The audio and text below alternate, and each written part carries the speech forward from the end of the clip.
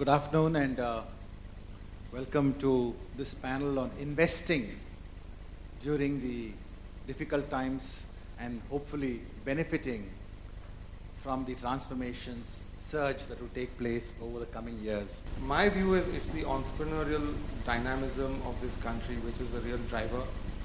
Government has been stepping up in facilitating the success of that dynamism. And it has been reactive most of the time. I think what we are struggling with today is how do we get our leadership to become proactive? And I think it's a transformation which will take time. For the markets and for investments and for you to make money, it's very important that expectations go down. And that has already happened consequent to the bungling that we have done on the policy front and what's happening across the world. All of that put together means that expectations now are fairly low.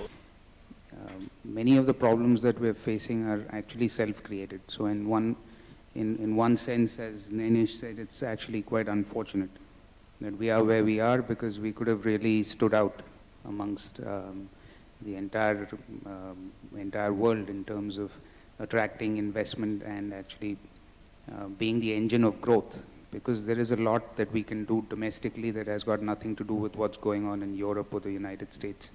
And there is a fairly robust opportunity to grow based on domestic demand, investment-led demand. The consumption story in India has at least so far held up quite well. The investment side of the story seems to have collapsed.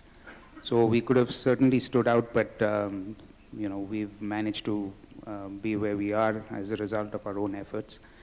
Having said that, that also therefore gives me reason for optimism, because if these are self-created problems, it's well within our means to fix those problems as well. You need good valuations for the market to trough. I think we are very close to that.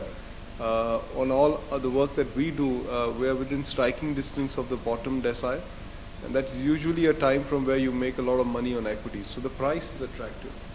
Infrastructure also happens to be, in my mind, low-hanging fruit for the government, for the simple reason that this is one area where political opposition has actually been the least. We are only looking at glass which is half empty. We are not looking at glass which is half full.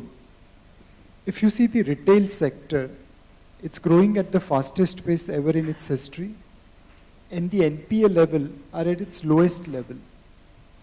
Now, why did this happen? Suddenly have Indians become all honest? I mean, if you see the scam headlines, that can't be the case.